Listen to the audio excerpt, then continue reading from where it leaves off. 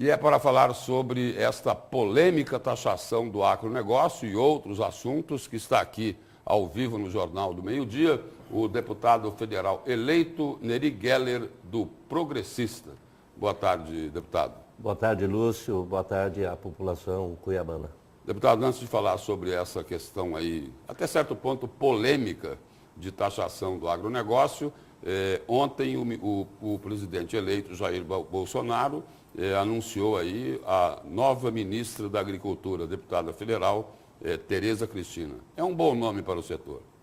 Não tenha dúvida, Lúcio. Eu conheço a Tereza Cristina desde 2007. Ela é produtora, tem um vasto campo de serviço prestado à produção nacional, foi secretária de Agricultura em Mato Grosso do Sul, foi deputada muito atuante no Congresso Nacional e é uma grande parceira da produção, conhece como poucas. E, além disso, é uma pessoa muito sensata e de bom caráter. Então, a escolha do presidente da República pela Tereza Cristina, no meu modo de ver, é muito, muito acertado. Lógico que tinha outros nomes também que poderiam ser postos, né? Entre eles Luiz Carlos Reis, outras figuras, mas a escolha da Tereza Cristina é um excelente nome.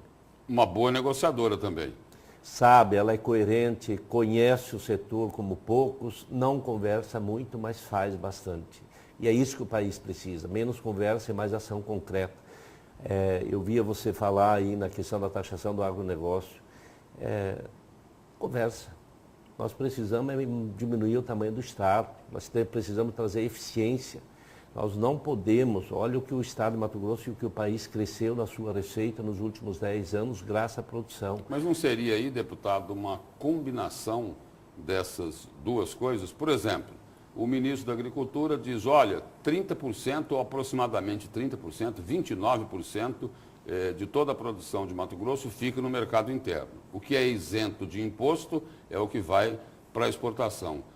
Não tem que se pagar o imposto sobre aquilo que fica no mercado interno para se igualar com os outros setores da economia? Lúcio, certeza, se tiver fraude, se tiver sonegação, tem que ser combatido. E posto, inclusive, porque é crime, na cadeia.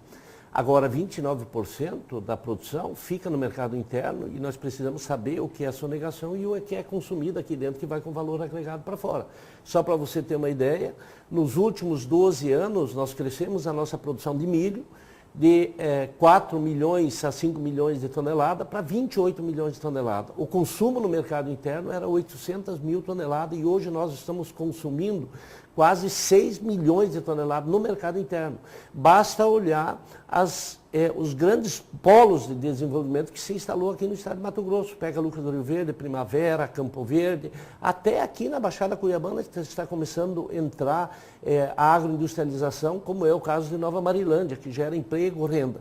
O quanto nós crescemos a nossa receita nos últimos anos é fruto principalmente da produção primária, que acabou com isso trazendo também a indústria para cá. Eu estou falando da indústria de proteína animal, que são os frigoríficos, que são a avicultura, suinocultura, bovinocultura, que cresceu muito através dos confinamentos e semi-confinamento, mas principalmente pela grande indústria de etanol. Deputado, além de combater a sonegação, não podem continuar privilégios que existem. Por exemplo, tem muito setor aí que recebe incentivos sem precisar receber e isso tem que ser revisto. Em suma, quem ganha mais tem que contribuir um pouco mais, não tem, deputado?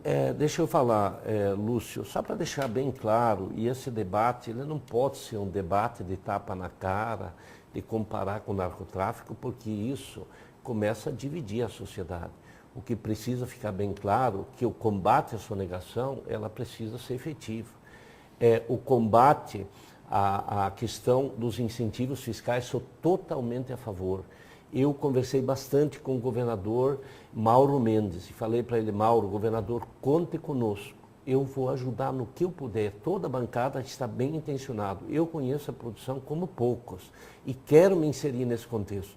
O que nós não podemos fazer é demagogia, porque aí fica ruim. Você começa a separar as pessoas que vivem na sociedade mais urbana, que não conhecem a fundo a produção, com os produtores, como em alguns casos se os produtores fossem responsáveis pelo caos que está instalado do ponto de vista da gestão do Estado. Não, é o contrário. Tudo que nós crescemos, a receita, ela vem de quem trabalha. E essas pessoas que trabalham, elas não podem ser penalizadas para não inviabilizar essas pessoas. Agora tem um ponto positivo aí, não é, deputado? Que esse assunto, ele vinha sendo discutido, mas começou a ser tratado como questão de governo a partir de agora, a partir aí de uma cobrança que foi feita pelo senador eleito Jaime Campos, que ele fala muito o seguinte, de tomar cuidado com o que é que está ficando aqui no mercado interno e que não incide imposto. Ou seja, quando ele utiliza ali o termo barões e tubarões, ele está falando um pouquinho aí das tradings também. Não, eu concordo, e até porque eu respeito muito, Lúcio, eu respeito muito o senador Jaime Campos e ele sabe disso, eu ajudei ele, eu tenho um convívio excelente, gosto do Jaime, mas nesse caso, nós precisamos fazer uma discussão técnica. A gente não pode penalizar, daqui a pouco, criar mais impostos, porque assim, Lúcio, como é que o Estado de Mato Grosso vai competir no caso do milho com o Estado do Paraná, por exemplo, que está a 80, 100 quilômetros dos portos para levar para o mercado internacional? Nós vamos inviabilizar essa produção. Então, o crescimento da nossa produção, ela se deu em função da Lei Candir. E essa Lei Candir, ela precisa ser regulamentada. Nós, os deputados federais e a bancada federal, precisa cuidar disso. É cuidar a produção não para favorecer as trade, não para favorecer os grandes, não. É para você ter um equilíbrio na produção, para que a gente não inviabilize, sob pena, né, de ficar 40%, 50% da nossa produção que vai para fora, para o mercado externo, 40% é frete. Vamos pelos dados. Para levar até Paranaguá, o custo de uma saca de milho, só o frete fica na faixa de 16 a 18 reais a saca. E lá se vende para o mercado internacional, posto nos portos, a 30, 28 a 32 reais. Então você inviabiliza a produção. Você inviabilizando a produção, ninguém vai produzir se estiver inviabilizado do ponto de vista de ter renda mínima. É o que aconteceu lá em 2004. Então a gente precisa ter atenção nisso. Eu fui contra o FETAB 2, inclusive. Não adianta você criar imposto e aumentar cada vez mais os gastos da máquina pública. Mas o Estado hoje não vive sem ele. O próprio secretário de Fazenda disse que vai ser um absurdo. E para que ele foi criado, Lúcio? Por que ele foi criado? Ele foi criado para fazer casa para as pessoas que mais precisam e foi criado para fazer logística, para viabilizar do ponto de vista econômico o Estado de Mato Grosso. Foi desviado da sua função. Por quê? Porque se inchou muita máquina pública. O que o governador Mauro está bem intencionado, e eu sei que ele tem pulso firme, ele precisa fazer gestão, cortar os cabides de emprego. Mas se ficar sem o FETAB 2, como é que ele vai conseguir administrar? Porque aí é o seguinte, o senhor está dizendo que esse dinheiro era desviado. Não, Lúcio, eu falei para você você que eu fui contra quando foi criado o FETAB. O Pedro Táxi estava com 90% de aprovação quando foi criado o FETAB 2.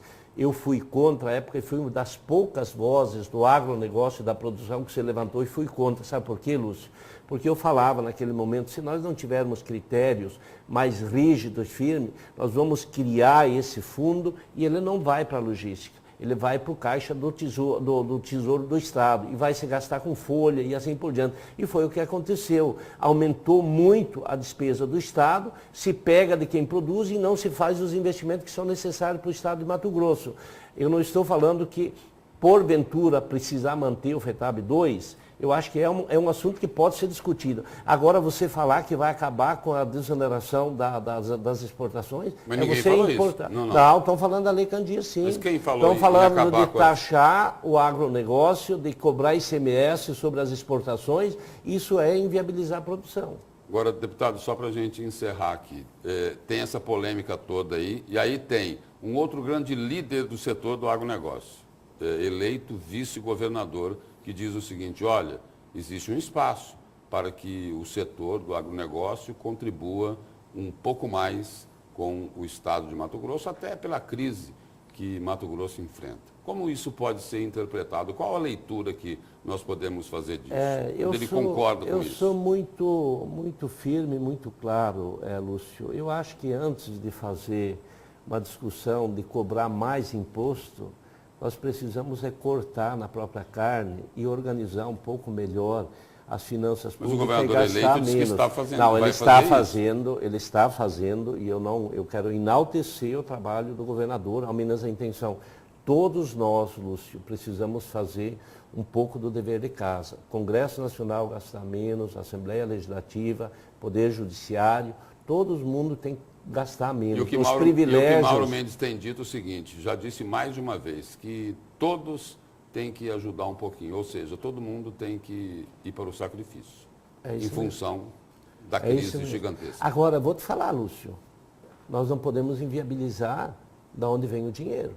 Se você criar imposto para inviabilizar quem trabalha, automaticamente você está diminuindo a receita. Então, eu sinceramente, essa tese de aumentar a carga tributária, eu sou radicalmente contra tudo. Nós pagamos 40% da carga tributária do que nós produzimos vai para os cofres públicos. Esses cofres públicos, eu falo com quem tem moral, porque eu fiz no Ministério da Agricultura, nós enxugamos a máquina, nós fizemos gestão lá. E eu acho que precisa ser esse mais o caminho. Cortar os excessos, cortar os privilégios, cortar os gabinetes de emprego e aí depois ir para uma discussão para você reorganizar melhor toda essa cadeia de arrecadação. Inclusive, e aí eu concordo, combate à sonegação, combate inclusive mudar a forma dos incentivos fiscais, eu acho que esse é o caminho sim. Agora taxar mais não, eu sou radicalmente contra. Deputado, obrigado pela presença, pelas informações do senhor aqui no Jornal do Meio-Dia e parabéns aí pela vitória. Tamo junto, Lúcio. Obrigado pela oportunidade. É um grande privilégio estar conversando com os cuiabanos, com o povo mato-grossense e me coloco à inteira disposição. Um grande abraço e fique com Deus.